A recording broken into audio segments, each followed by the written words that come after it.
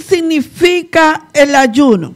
El pastor no, yo no voy a tocar el tema de Yom Kippur, el pastor lo va a tocar en su tema.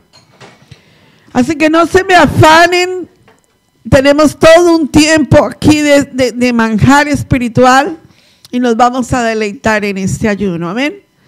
Creo que cuando lo hacemos congregacional estamos más comprometidos aquí, ¿verdad? Es más difícil tener a sus hijos ayunando en casa porque les da mucha hambre. Y los medios de comunicación, las cosas que haya, los mueve a comer. Entonces, aquí comemos comida buena. Amén. Vamos a hablar qué es la iniquidad. Y este tema lo he tocado por muchas áreas en la iglesia. Creo que este es uno de los temas con los que yo he más trabajado la congregación. Iniquidad. Y la Biblia nos habla de... Pásala, mi amor. Pásala hasta donde están los dos árboles, por favor.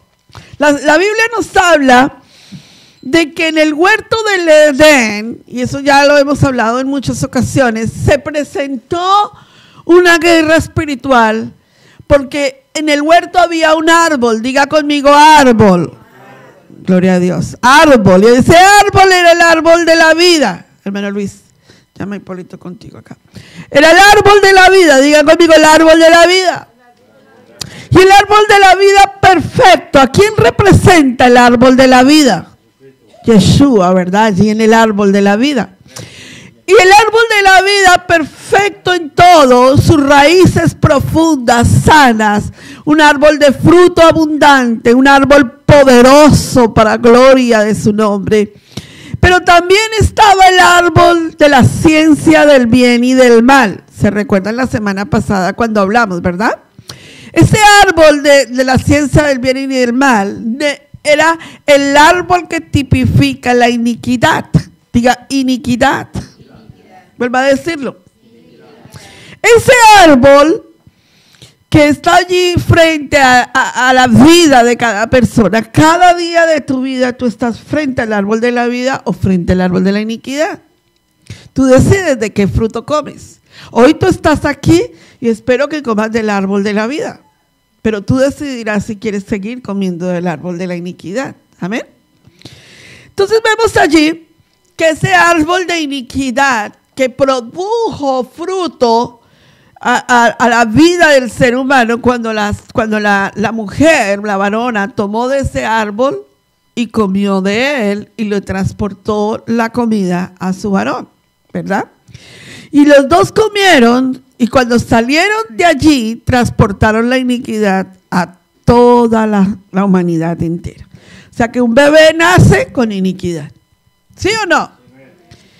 La iglesia tradicional nos enseñó que si lo bautiza no se va para el infierno. Pero eso era una mentira, eso es una tremenda herejía. El bebé nace con iniquidad, por más lindo y bello que tú lo veas, nace con iniquidad. ¿Quieres poner la primera gráfica del tema, mi amor? Me estoy devolviendo, yo sé, pero por favor, pon la primera. Allí vemos que la pareja cuando salió con la iniquidad, ¿sí o no? Adán y la varona salieron del huerto del Edén concibiendo la iniquidad dentro de ellos. Después de que salen del huerto del Edén, pasa la gráfica, ese bebé, ese primer bebé que nació en la tierra, nació con iniquidad, ¿sí o no? Y de ahí la iniquidad pasó a todos los hombres. ¿Dónde lo dice? Romanos capítulo 5, verso 12. Por cuanto todos pecaron, por cuanto la muerte pasó a los hombres por un solo hombre y por la muerte el pecado, así pasó a todos los hombres. Todos. María nació en iniquidad. Moisés nació en iniquidad. Claro. Abraham nació en iniquidad. Isaac nació en iniquidad. Yeshua nació en iniquidad. ¿Por qué? Porque no hubo la entrada del espermatozoide de la que trae la iniquidad al vientre de María. Por lo tanto, esa es la forma. ¿Pero María nació en iniquidad? Sí. Entonces, ¿cuál es el misterio? Si ella nació en iniquidad, ¿por qué Yeshua no nació en iniquidad? Porque fue la obra del Espíritu Santo, la concepción fue la obra del poder de Dios en el vientre de María, ¿verdad? Pero el espermatozoide de José que trae iniquidad no lo transportó al vientre de ella. Ese es el misterio poderoso, ¿ven? Ahora, entonces, entendamos esa parte para poder seguir. Vamos a las gráficas. ¿Cuál es el objetivo? ¿Por qué nosotros estamos en la tierra en este momento? ¿Por qué cuando nosotros nos recibimos la salvación inmediatamente no fuimos transportados al cielo? ¿Por qué Dios nos deja todavía aquí en la tierra? Diga conmigo, porque nosotros necesitamos en la tierra romper toda iniquidad. ¿Están aquí? La iniquidad es un área muy importante en el área de la salvación. No tiene que ver con la salvación. Nadie puede interferir en la salvación del ser humano, solo Yeshua. Por eso vamos a hablar de la expiación para entenderlo muy bien. Ahora, romper las cadenas de iniquidad. Diga conmigo, romper las cadenas de la iniquidad. Es un área la más difícil que hay para un cristiano. ¿Están aquí? ¿Por qué? Porque a nosotros se nos enseñó que en Yeshua estaba la salvación. Y eso es lo más correcto. Yeshua vino a traernos salvación. ¿Están aquí? Ahora, la salvación es un asunto del arreglo de la mancha del pecado del huerto del Edén. Todos digan la mancha del pecado del huerto del Edén. Ahora, todos a sus Biblias. Segunda de Tesalonicenses 2:10. Todos a sus Biblias. No lo busquen en el screen, háganlo con su Biblia. Y con todo el engaño de iniquidad para los que se pierden por cuando no recibieron el amor de la verdad para hacer. Ok, entonces, el mundo está en iniquidad. Diga conmigo, el mundo está en iniquidad. ¿Y nosotros? ¿Sí ven la pregunta?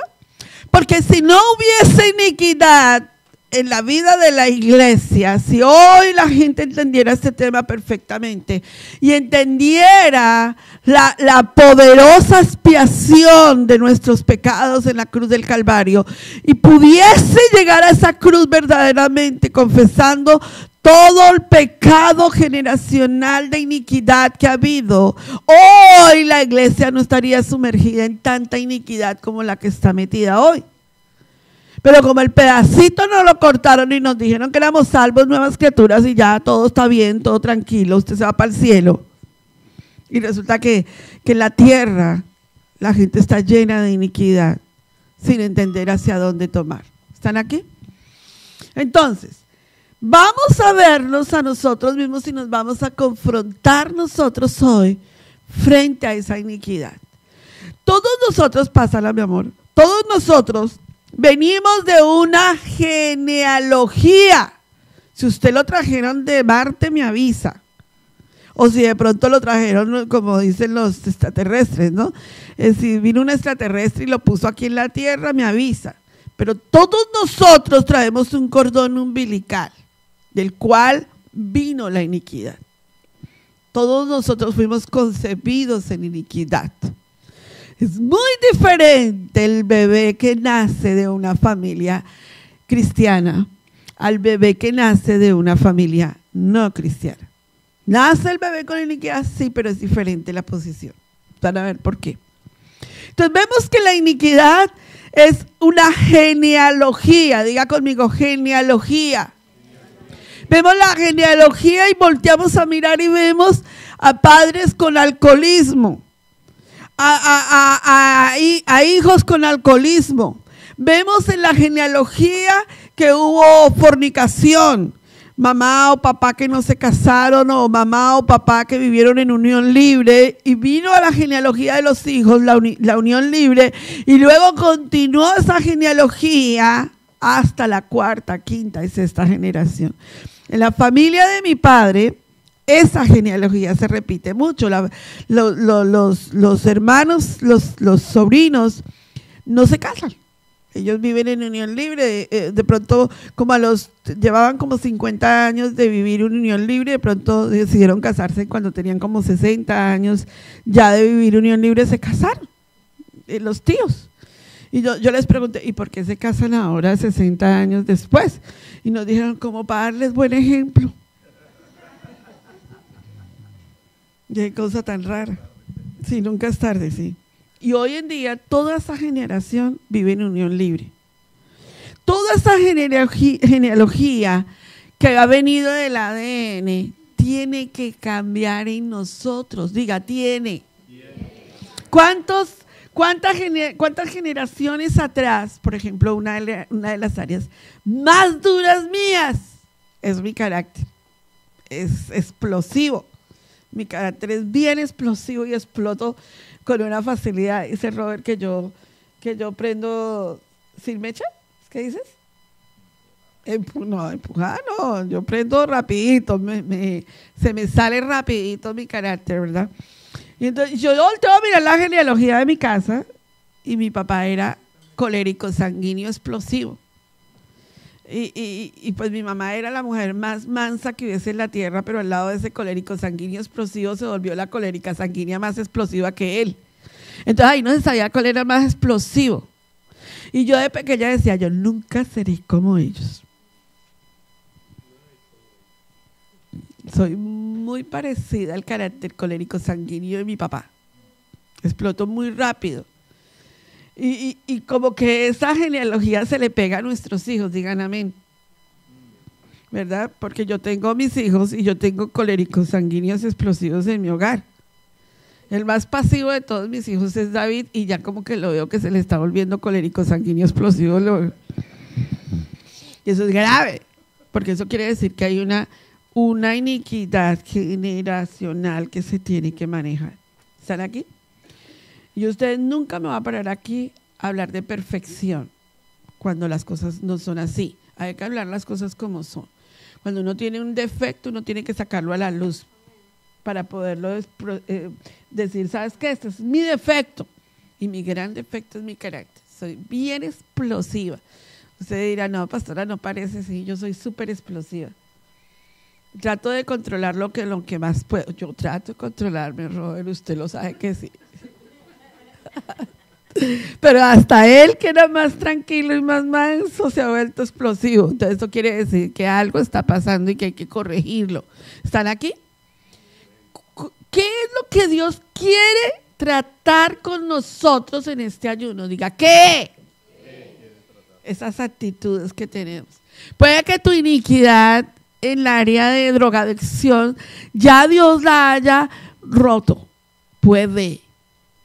Pero si hoy todavía el olor del licor te atrae, no se ha roto.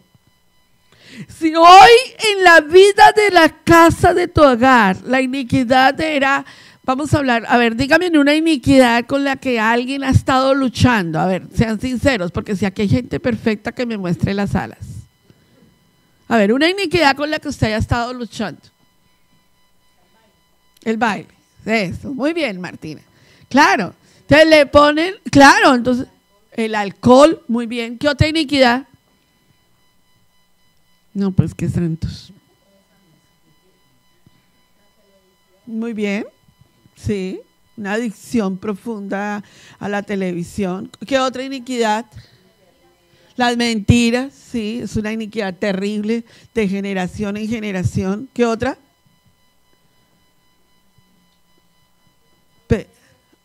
Una iniquidad de adulterio. Venimos de tradiciones donde el abuelo era adúltero, el papá fue adúltero y hoy en el matrimonio todavía se está luchando en esa área de adulterio. ¿Qué otra iniquidad? A ver, suelten. Que nunca vimos ver un abrazo de los padres con los hijos, que el papá nunca le dio un abrazo a sus hijos, que la mamá nunca le dio un abrazo a sus hijos, que nunca ella tampoco supo que era que la abrazaran. Entonces, todo eso es una raíz de iniquidad. A ver, ¿qué más? Las malas palabras, maldicientes, ¿verdad? Por ejemplo, en Colombia, no sé, en México, pero Colombia es un país súper lindo, hermoso y bello, pero se maldice mucho, se habla con muy malas palabras, ¿cómo se dice? El vocabulario es muy, muy fuerte cuando se habla. ¿Qué más? En Costa Rica también entonces es una iniquidad. Entonces uno empieza a hablar y uno llega a ver que uno tiene cosas todavía de hablar, de la forma como habla el mundo, porque hay iniquidad. ¿Qué más? El robo, el robar es una iniquidad, mire, de generación en generación, y esa es una iniquidad que va traspasando los límites espirituales. ¿Qué más? La quejadera. Es una iniquidad. Aprendimos que los papás se quejaban por todo, y nosotros dijimos, uy, yo nunca me voy a quejar, pero hoy en día te quejas por todo. ¿Qué más? Pesimistas, los padres que fueron tan pesimistas, usted los criaron a nosotros con un pensamiento de pobreza, con un pensamiento de pésimo, o sea, nunca pensaron que nosotros pudiéramos salir adelante, nunca nos vieron saliendo adelante. ¿Qué más? Orgullo. Orgullo, los temores, los miedos, las inseguridades. Yo fui criada, mis amados, y a usted dirá, no, pastora, eso no puede ser cierto. Pues eso es cierto. Yo fui criada en donde a mí no me dejaban pasar la calle, porque mi papá pensaba que si yo pasaba la calle me iba a caer. Yo nunca, no salía muy sola a la calle, muy sola, porque mi papá pensaba que si yo salía sola me iban a robar. Entonces, cuando yo empecé a salir sola a la calle, tenía un sentimiento que alguien estaba detrás mío y me iba a hacer daño. Entonces, muy poco me podía movilizar sola hasta que yo empecé a romper todos esos temores que tenía tan profundos, que me llevaban a como que yo creía que de verdad yo no podía a cruzar la calle porque sentía que yo me iba a caer. ¿Qué otra iniquidad? La idolatría, sí señor, la idolatría. Venimos de esa iniquidad. Puede que usted hoy no tenga una María en su casa, pero puede ser que usted sea más idolátrico que eso. ¿Qué es una idolatría en nuestra vida? Idolatramos a una persona más que a Dios. Idolatramos, si usted siente que un hijo suyo, o vamos a dar el ejemplo, que usted no está bien con un hijo suyo, o que un hijo suyo no está bien con usted, y usted se siente que se muere, que le cambia la vida, que le mueve en el piso, porque sus hijos se pueden formar un Dios para ustedes. ¿Sabían eso, verdad? Cuidado con eso. Sus hijos son los hijos de Dios y son prestados. Y usted no puede usted no puede morirse por sus hijos. Eso se lo digo. O por los nietos.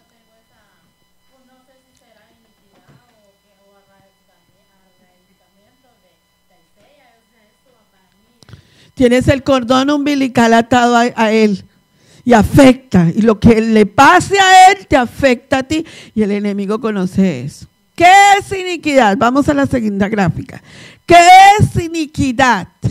Amén. ¿Qué es iniquidad? Iniquidad etimológicamente, esta palabra quiere decir lo torcido, lo que se tuerce del camino recto y perfecto de Dios. En el griego es anomia, que viene de anomos, cuyo significado literal es sin ley. La iniquidad no quiere la ley, no quiere que tú hables en la ley de Dios. La iniquidad no quiere que tú le pongas reglas. La iniquidad quiere ser esa misma, o sea, dominarse por sí mismo. En el hebreo iniquidad es abón. Siempre me gusta esta palabra porque tiene que ver con un cosmético. Maldad, iniquidad, vanidad. Diga conmigo, maldad. ¿Quién fue encontrado con iniquidad en el cielo? No, Satanás, no. Luzbel. ¿Ven? Hablemos el lenguaje correcto. Luzbel fue encontrado ¿con qué?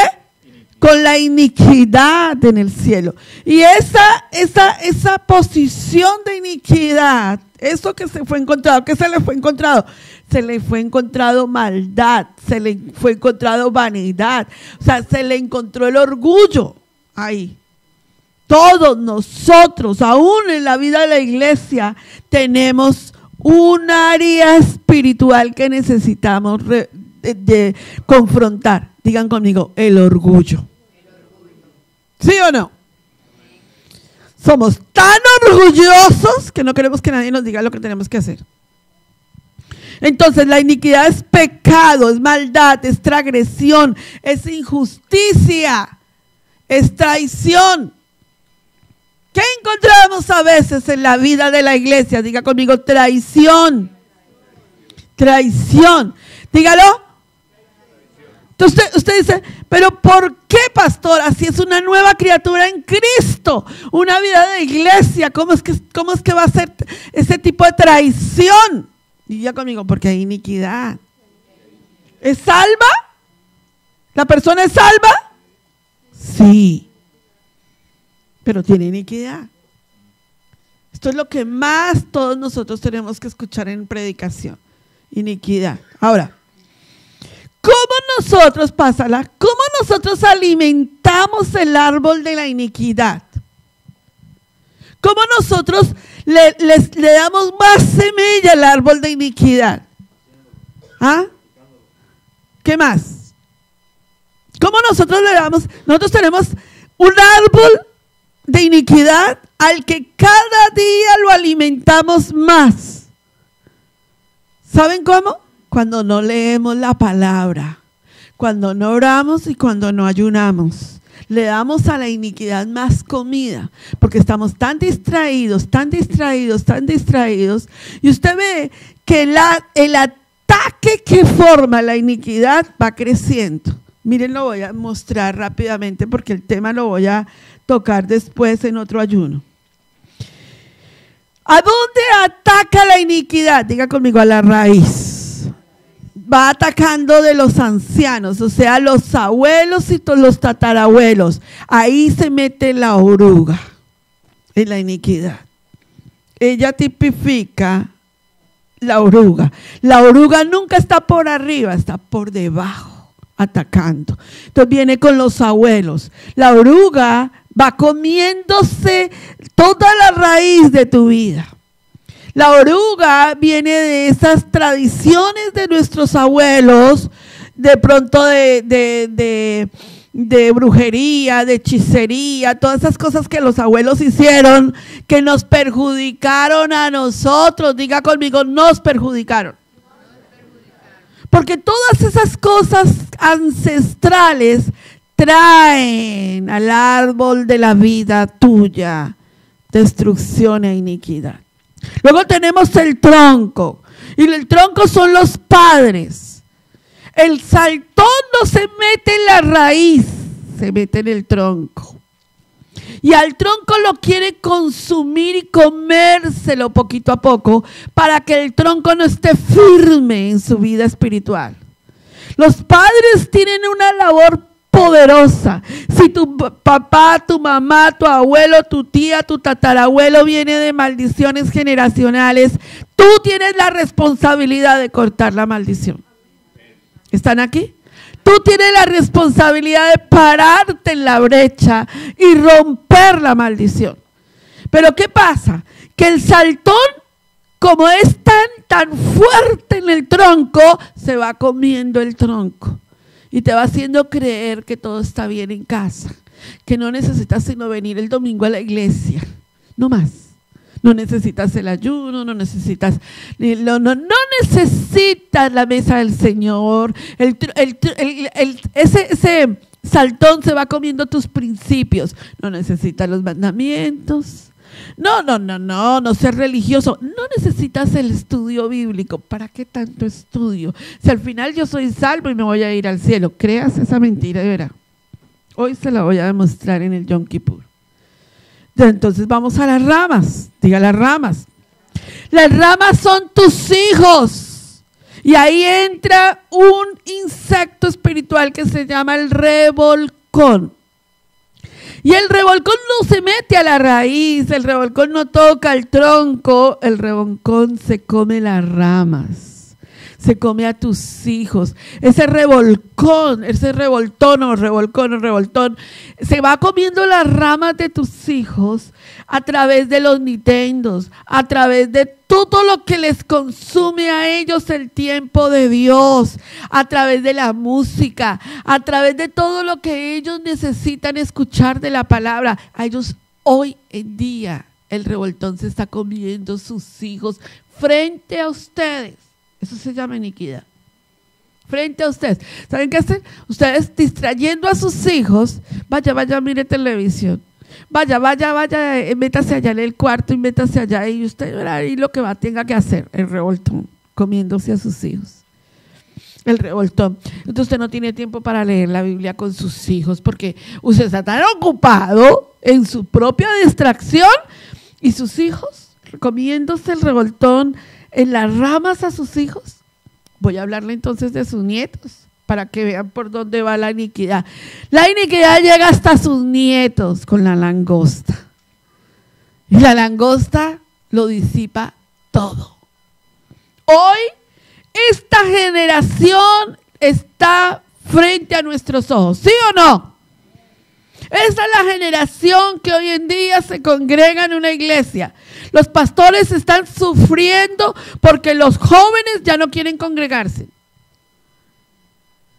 Los pastores están pensando qué tipo de actividad nueva se van a inventar, qué club social van a hacer, a dónde los van a llevar a pasear en el verano, cómo los van a tratar. Mejor que no vengan en la mañana el domingo, mejor que lleguen en la noche al servicio nocturno, porque pobrecitos los jóvenes. Los tratamos como la langosta. Y la iniquidad metida hasta los tuétanos. Como los tiempos están cambiando, ya Dios está tomando. Ustedes saben, mire, yo estoy siguiendo piso por punto lo que pasó en el temblor, en el terremoto de México. Y Dios les cambió la vida a México. A Puerto Rico ni hablar. Dicen los estudios de tecnología de Puerto Rico, que como no tienen luz, y los niños y los jóvenes de Puerto Rico viven el 1000% metidos en los medios sociales, en las redes sociales, en el internet, todo esto de redes sociales, en los videos, en los Nintendo, como no tienen luz, y tampoco tienen agua, y no tienen que comer. Entonces les dijeron a los niños, hay que ir a trabajar a limpiar escombros, pero como no saben hacer nada. Entonces lo que no se aprende por revelación, se aprende ¿por qué? Por persecución. Les tocó a estos padres tomar a sus hijos y ponerlos a la obra, a limpiar, a organizar, a trabajar. Y como no tienen ya ni medios de comunicación donde comunicarse, ¿qué están haciendo? Jugando en las calles como lo hacían antes, interactuando con otros, socializando, hablando, compartiendo, ¿verdad? Y entonces resulta que ahora están haciendo brigadas de oración, pasando iglesias, orando. Entonces esos jóvenes que están allí socializando en las calles y como no están metidos en las redes sociales, pues ahí es donde están evangelizando. ¿Qué es lo que Dios tiene que hacer en tu casa? ¿Mandarte un terremoto? ¿Qué es lo que Dios tiene que hacer? ¿Mandar un huracán para despertarnos en la oración?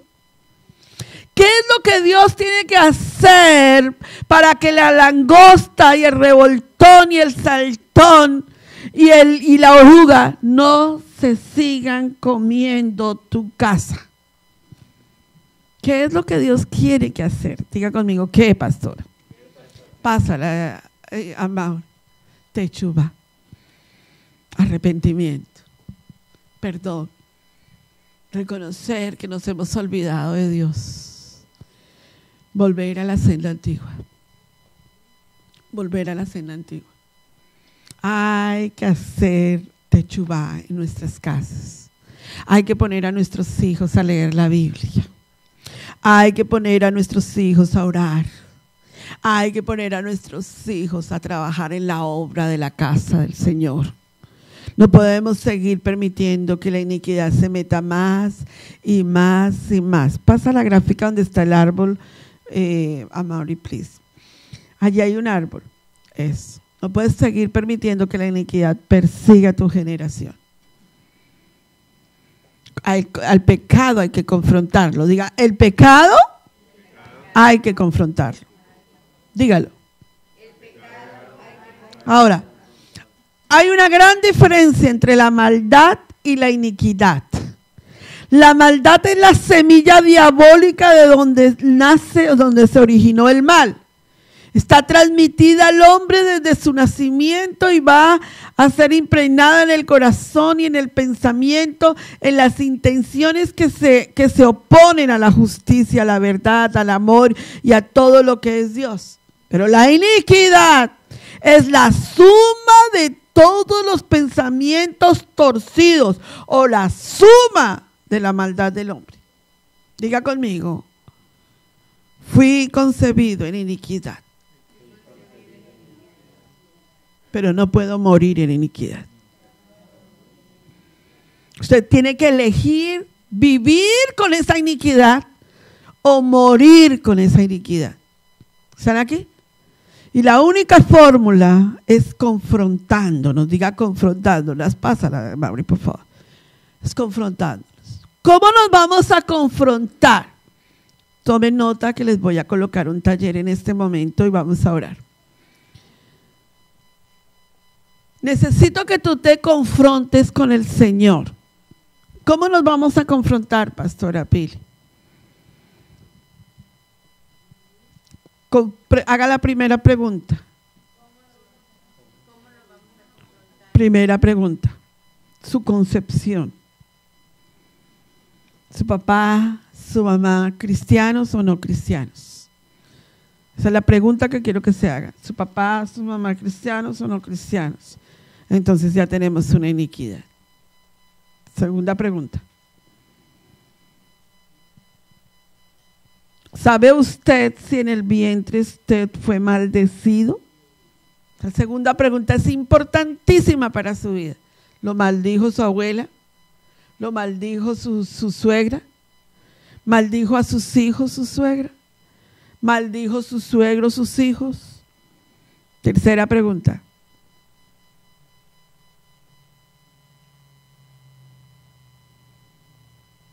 El matrimonio.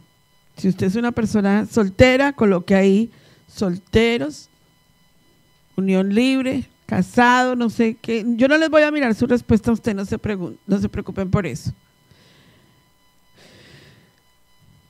¿Cómo es su vida? ¿Cómo ha sido su vida espiritual?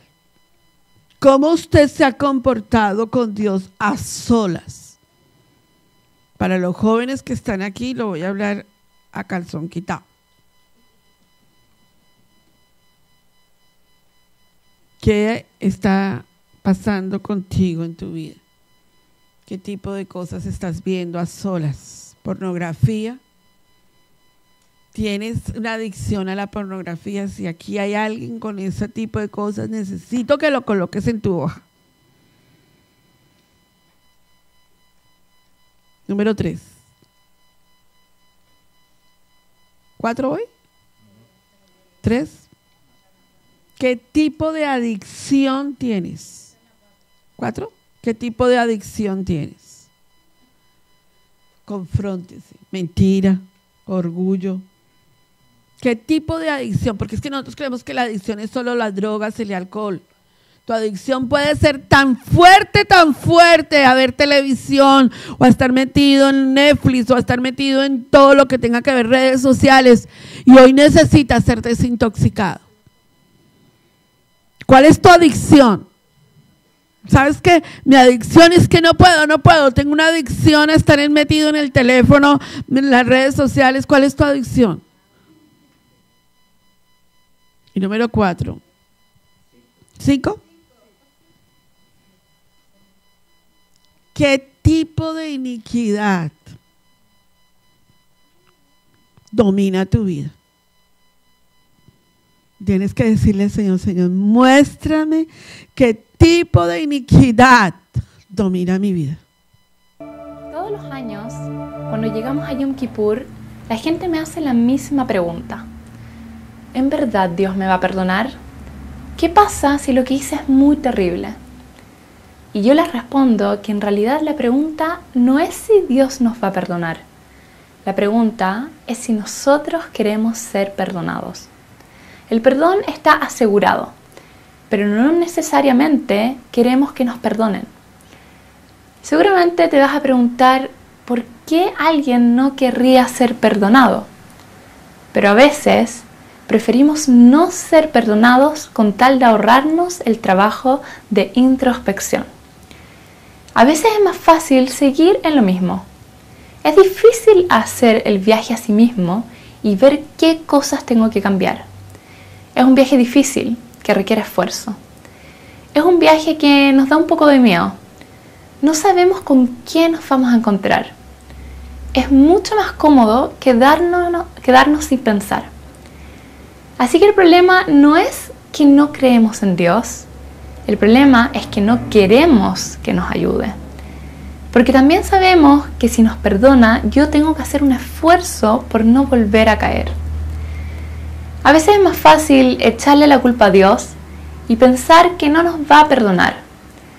Pero eso en realidad es una excusa para no pedir perdón y no cambiar. Pero vale la pena cambiar, porque no hay placer más grande en la vida que el placer del cambio y la transformación. El placer de crearte a ti mismo, de moldearte y ser la persona que quieres ser.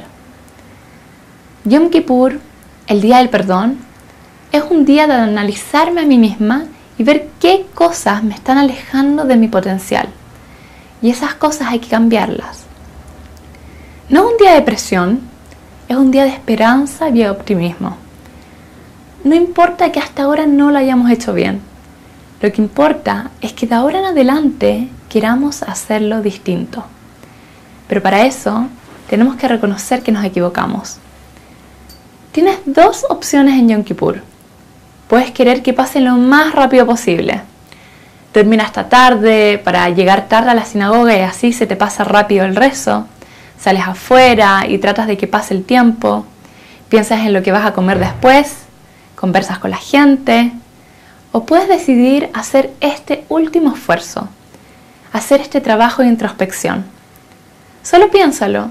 ¿Cuánto esfuerzo ponemos en otras cosas? ¿Acaso no vale la pena invertir el mismo tiempo en esto? Dios lo único que nos pide es que hagamos este viaje y que nos propongamos cambiar. Él quiere que nos transformemos y nos va a ayudar. La pregunta es, ¿tú quieres? Bien, gloria a Dios. Bueno, vamos a ponernos en pie. Yo no quiero ir rápido en el tema que yo tengo. Yo quiero que usted tenga hoy paciencia conmigo y con lo que le queremos dar, porque queremos darle lo mejor. Amén. Así que quiero que ustedes tengan paciencia conmigo. Vamos a ponernos en pie. Quiero que tomen el aceite que tienen en sus mesas que trajeron, que les pedí. Y tomen aceite en sus manos. Yo creo más en la administración de usted con Dios que en la que otros vengan a colocarle. A veces nosotros queremos que otros vengan y nos impongan las manos y todo tiene su tiempo, pero creo que estos momentos son tú y Dios. ¿Están aquí? Son tú y Dios a solas. Y mientras que suena la canción de Tú eres mi respirar, yo quiero que tú tomes aceite y te empieces a ungir. Que tú empieces a colocar aceite en tus ojos, en tu boca, en tu mente, en tu espíritu. Que tú coloques aceite en las áreas donde tú sabes que está pasando algo espiritual que necesitas arreglar. De pronto tu corazón no está bien con Dios. Y necesitas que Dios limpie tu corazón.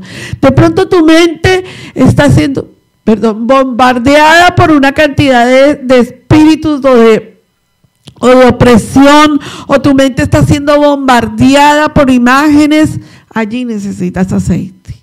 Cuando tus oídos no están escuchando este mensaje correctamente, tú necesitas aceite.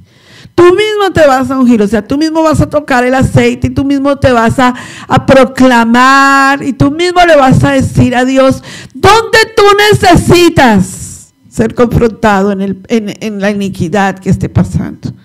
Así que toma el aceite que trajeron en sus mesas y comiencen a ungirse.